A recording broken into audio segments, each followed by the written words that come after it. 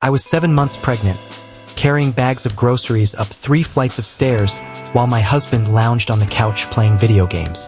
When I finally set the bags down, out of breath and drenched in sweat, he glanced at me and said, "You're starting to look really disgusting. You'd better lose that weight quickly after the baby, or I'll find someone who actually takes care of herself." His friends burst into laughter. I just smiled. 3 days later, he was calling me repeatedly, begging me to talk. Right now, I'm sitting in a hotel room, 7 months pregnant, trying to process everything that happened today. Am I overreacting? Am I just in shock? I'm not sure, but I need to get this off my chest. Apologies for the long post. For some context, Alan and I have been together for 5 years and married for 3. We met while working in community theater. I was on costumes and he was the lead actor. He had this effortless charm, the type of guy who was always passionate about something. I fell for him hard, but things started shifting when I got pregnant. It wasn't planned, but after the initial shock, I was actually thrilled. Alan, not so much. He said all the right things, but his actions told a different story. He spent more time gaming with his buddies and less time helping out around the house. I tried to tell myself he was just handling the change in his own way. Typical guy, right? Plus, this pregnancy has been brutal. 3 months of constant nausea, then anemia, and now it feels like my back is being twisted apart every day. Which brings me to today. I had just finished work and stopped at Trader Joe's on the way home. Our apartment is a walk-up on the 3rd floor, no elevator, and my car was full of groceries. When I got home, Alan was sprawled out on the couch, playing Call of Duty with his headset on, surrounded by empty cans of Monster. I asked him if he could help bring up the groceries. He just waved me off, saying he was busy with something important. So I was left to do it all myself. 7 months pregnant, waddling up and down 3 flights of stairs with heavy bags. By the 6th trip, I was completely soaked in sweat. My back was aching, and I could feel my ankles swelling in my shoes. When I finally dropped the last bags down, I collapsed into a chair in the kitchen, trying to catch my breath. That's when Alan looked over from his game and, no joke, said, "You're honestly getting disgusting to look at. You better lose that weight fast after the baby, or I'll find someone who actually takes care of herself." I couldn't even wrap my mind around what he just said.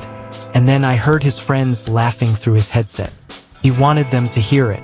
Instead of breaking down or yelling at him, like he probably expected, I walked over, smiled, kissed him on the forehead, and told him I needed a shower. The confused look on his face was almost funny, but I felt like I was dying inside. In the shower, with the water drowning out everything, I finally let myself cry. But these weren't just tears of sadness. They were angry tears, tears of realization. Suddenly, everything I'd been ignoring for the past 5 years was crystal clear. This wasn't a one-time thing. It was just the most blatant example so far. This was who he really was. And now I was about to bring a child into this mess. A child who would grow up thinking this is how relationships are supposed to be. A child who would either learn to treat others this way or accept being treated like this. No, I couldn't do it. I got out of the shower, threw on my coziest maternity dress, and told Alan I needed some air and time to think. He barely looked up from his game. I grabbed my hospital bag, thankfully packed because I'm always prepared, my laptop, some important documents, and walked out. Now I'm staying in a hotel about 20 minutes away. I called my sister who lives about an hour away, and she's coming tomorrow to help me figure this out. Alan's called twice and texted once, asking where the leftovers are in the fridge. Not asking where I am, just asking about leftovers. I need to leave him. I need to protect myself and my baby. But I'm terrified. I'm 7 months pregnant. The lease is in both of our names. Our finances are tied together, though thankfully, I've kept a separate account for my paychecks. I was counting on having a partner to help with childcare and share the expenses. But then I keep thinking about that moment in the kitchen. The casual cruelty. The way he said it like he was commenting on the weather. The fact that he wanted his friends to hear it. I should have left years ago. I deserve better. My baby deserves better. I don't know what my next steps are, but I know one thing. I'm not going back to that apartment tonight. Maybe never again. A lot of people are asking if this was the first time Alan has said something like that. It wasn't. There have been plenty of comments throughout my pregnancy about my changing body, remarks about how I used to be so hot, and questions about how I'm planning to get back into shape. But those comments were usually disguised as concern or dressed up in humor, enough to trick myself into thinking he didn't really mean it. Today, though, there was no hiding it. The mask came off. For those of you telling me I should have communicated better or tried to work things out, let me assure you, we've had plenty of conversations about our division of labor, especially since I got pregnant. His promises to do better last about 48 hours before he slips back into old habits. I've suggested couples therapy 3 times. He's always too busy. Today wasn't just a bad day. It was the day I finally saw the situation for what it truly was. Later that same night, it's 2 a.m. and I can't sleep. Alan has finally realized I'm not coming back tonight and has started bombarding me with messages. First, confusion. Where are you? Then irritation. You're being dramatic. Finally, guilt-tripping. I was just joking. You know how the guys are. The last message was about how I better not be spending our money on a hotel. Our money. The same money that mostly comes from my paycheck while he invests in his music career and gaming setup. I've made up my mind. I'm meeting with a lawyer before I even think about going back to that apartment. I've muted his texts and now I'm trying to rest for the baby's sake. My sister is on her way to help me figure things out. The baby is kicking so much right now. I place my hand on my belly and whisper, "I've got you. We'll be okay." And for the first time today, I truly believe it. It's been about 4 weeks since my last post and things have gotten a lot more intense. I want to thank everyone who sent support my way. Your messages have kept me going, especially on days when I felt like giving up. After the night Alan called me disgusting for gaining pregnancy weight, my sister and came and we talked through my options. We decided that I needed to return to the apartment temporarily while I sorted everything out. Many of you warned me not to let Alan know I was planning to leave until I was fully prepared, and you were so right. When I went back home, Alan acted like nothing had happened. When I brought up his comment, he rolled his eyes and said I was overreacting, that it was just a joke. Then, of course, he tried to turn it all around on me, saying that I've been so moody lately and that he's walking on eggshells around me. He even said, "Do you know how hard this pregnancy has been for me?" For him. I almost lost it, but then I remembered my plan. So I took a deep breath, apologized for overreacting, and told him I was just tired and hormonal. The look of relief on his face was instant. He thought he had one. That I was back in line and everything could return to normal. But what he didn't know was that I was already meeting with a divorce attorney. This past month has been one of the hardest I've ever faced. I've been living 2 lives, outwardly playing the role of the apologetic, pregnant wife while secretly preparing to leave. Here's what I've done so far. I've been keeping a detailed journal of Alan's behavior, noting down dates, times, and exactly what he says. I've also been recording some of our more hostile conversations on my phone. My lawyer says it could help with the divorce case. Thankfully, I've always deposited my paycheck into a separate account. But now, I've moved my direct deposit to a brand new account at a different bank. Slowly, I've been transferring small amounts from our joint account into my personal one, reclaiming what I've contributed over the years. While going through our financial records, I found something that made my stomach turn. Alan has a credit card in my name that I never knew existed. He's racked up over $5,000 in debt, buying his gaming gear and other nonsense. I've reported the fraud to the credit card company and provided evidence it wasn't me. I've also gathered every important document I need: birth certificates, marriage license, bank statements, tax returns. It's all safely stored in a secure location outside the apartment. My sister helped me find a small, 2-bedroom apartment on the ground floor, no stairs, with in-unit laundry, and in a safe building. I signed the lease last week. It's not fancy, but it's clean, safe, and it's mine. I've started packing up what I need. I've been quietly moving my most treasured possessions to my sister's house when Alan's not home. Nothing obvious enough for him to catch on, but the things that matter most to me. I even got myself a burner phone, one Alan knows nothing about. I keep my regular phone with me, acting as if everything is fine, but I've got a backup that Alan can't track. Living this double life has been completely draining, especially with me being 8 months pregnant. My ankles are always swollen, my back feels like it's constantly on fire, and the baby's been using my bladder and ribs as her personal jungle gym. But every step I take toward freedom gives me the strength to keep going. The hardest part is pretending that everything is normal, making his meals, laughing at his jokes, listening to him rant about his bandmates, watching him play video games for hours while I handle all the household stuff. Even lying next to him at night makes my skin crawl now that I'm no longer fooling myself about who he really is. And things are getting worse. Now that he thinks I've just accepted his behavior, he's letting his true colors show even more. Last week, he invited his gaming friends over for a guys' night without giving me any warning. He only told me when they were already at the door. I had just gotten home from work and was lying down because my back was spasming. Alan walked into the bedroom and told me to make myself useful by ordering pizzas for everyone. When I told him I was in pain, he sighed so dramatically and said, "Being pregnant isn't a disability. Women have been doing it forever." His mom worked until the day before she had him, he added. I knew that was a complete lie, so I called his mom under the guise of a casual phone call. She told me she had complications that required bed rest during the final month of her pregnancy. The guys were right in the living room, hearing everything. I saw one of them squirm, but no one said a word. I ended up ordering the pizzas from bed and paid for them with my own money. When the pizzas arrived, Alan yelled at me to get the door because he was in the middle of a game. I had to drag myself out of bed, shuffle past all of them in my pajamas, pay the delivery guy, and set everything up while they ignored me. After they left around 2 a.m., leaving beer cans and pizza boxes scattered everywhere, Alan came to bed and tried to initiate intimate relationship. When I told him I was exhausted, he said, "Come on, it's not like you need to do anything. Just lie there like you always do." I went to the bathroom and cried silently, reminding myself that I only had to put up with this for a little while longer. My plan is to move out next weekend when Alan goes to his parents' house for his dad's birthday. He'll be gone overnight, which gives me a full 24 hours to get everything done with help from my sister, 2 close friends, and surprisingly, Alan's younger brother Rory.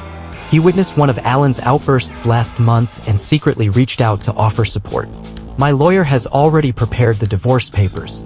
I'll freeze our joint account, take what's mine, leave the papers with a detailed note explaining everything, and be gone before he gets back.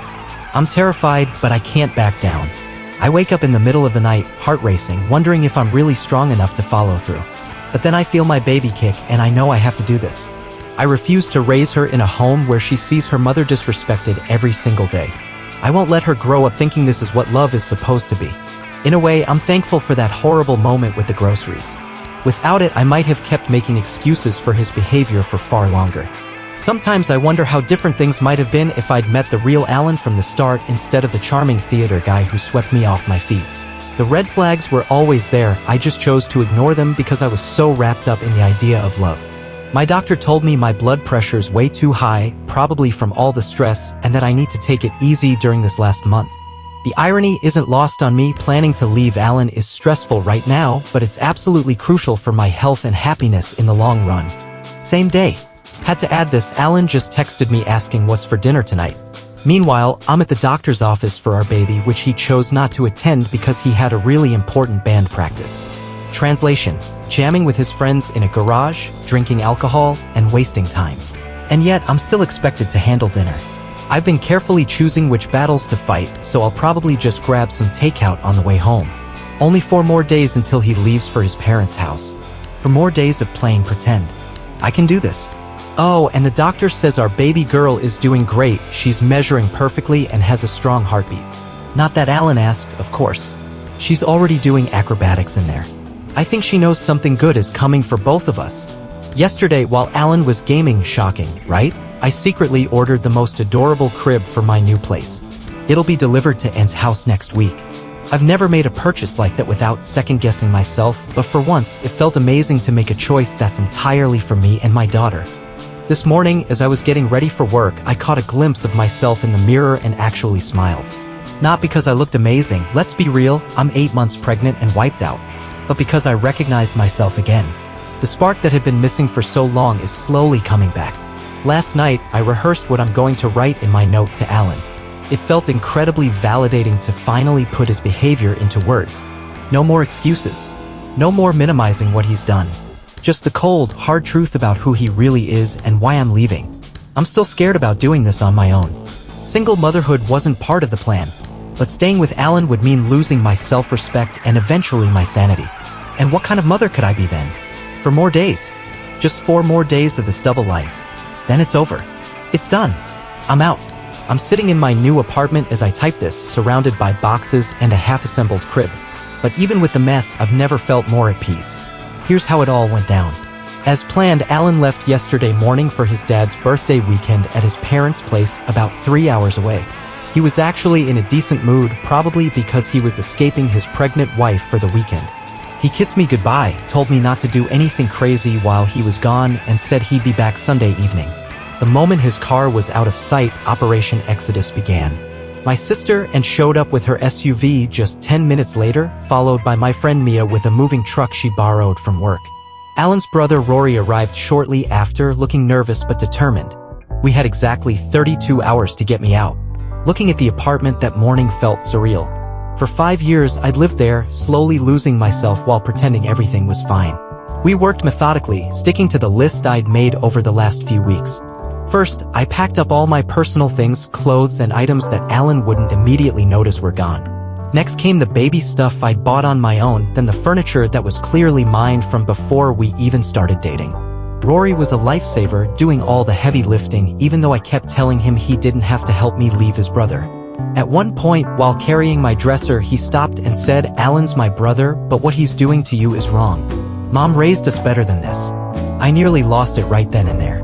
The best part was disconnecting Alan's precious gaming PC, the one he fraudulently bought using a credit card in my name. I carefully packed it back in its original box while Rory watched awkwardly. I could tell he was torn, stuck between his loyalty to his brother and doing what was right. I told him he didn't have to help with this part, but he just shook his head, grabbed the box, and carried it out to the truck, mumbling something about Alan finally facing consequences. By 7 p.m., most of my stuff was gone. We ordered pizza, seems to be a theme lately. But this time it was a victory meal, shared with people who actually care about me. We sat on the floor of my new apartment, eating right from the box, laughing through exhaustion and relief.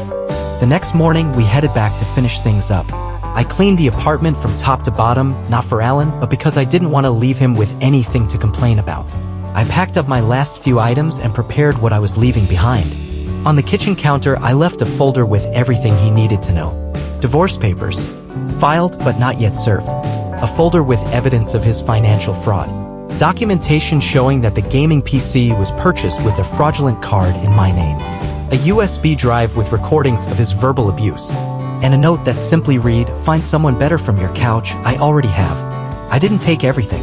I left most of the furniture we bought together, but I took photos of it all in case he tries to claim I took things I didn't. I'm not interested in petty drama. I just want to leave with what's mine. The hardest part was doing all of this at 8.5 months pregnant.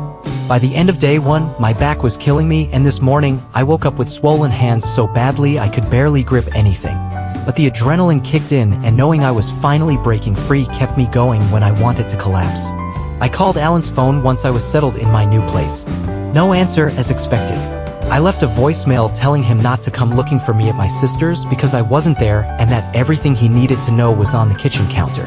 I sent a text with the same information, blocked Alan's number, and then emailed his parents to let them know Alan and I were separating and the reasons behind it. This way, he couldn't twist things around and paint me as the villain. Within an hour, my phone was blowing up with calls from numbers I didn't recognize, clearly Alan using his friends' phones to try to reach me. I didn't pick up. Eventually, his mom called my sister, since they've always been close. My sister simply confirmed I was safe and told her that Alan had treated me terribly throughout the pregnancy. His mom actually broke down crying and apologized for how her son had treated me, which I wasn't expecting but honestly found healing.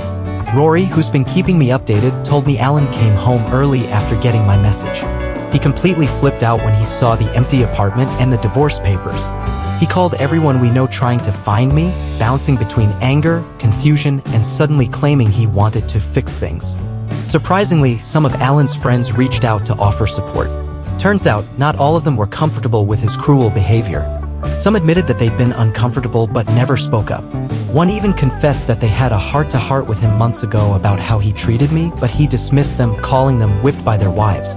Another friend said he had stopped inviting us to social events because he couldn't stand watching how Alan treated me.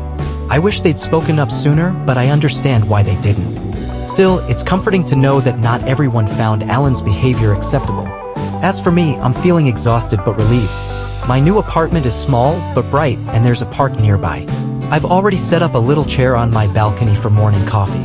The hospital is just 10 minutes away, so it's really convenient. I've switched my email addresses, set up new social media accounts, and arranged for mail forwarding. I've even informed my workplace about what's going on, and they've been nothing but supportive.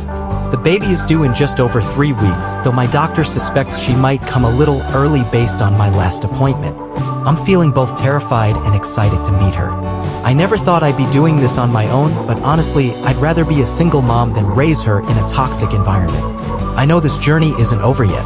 The divorce is likely going to get messy. Alan isn't the type to just let things go, and I'm preparing for a fight, especially since he's likely to try to make things difficult out of spite. But my lawyer is confident, especially with all the evidence I've gathered. For those asking about Alan's parental rights, yes, he'll legally have them unless he chooses to terminate them, which seems unlikely. My lawyer is helping me prepare for co-parenting with clear boundaries. I'm realistic about the fact that Alan will likely be an inconsistent father at best, but I'm prepared to provide stability on my end. I'm also continuing therapy to process everything. I refuse to carry this trauma into my daughter's life or into any future relationships. Alan sent me an email since I've blocked his number, saying he's coming to Anne's place tonight to talk and that I'm making a huge mistake. I've already let Anne know, and she informed him I'm not there and that if he shows up, she'll call the police for trespassing. I've also documented everything just in case I need to file for a protective order.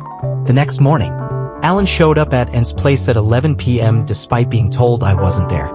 Anne didn't answer the door, but her neighbor recorded him yelling and pounding on the door for nearly 10 minutes before he finally left.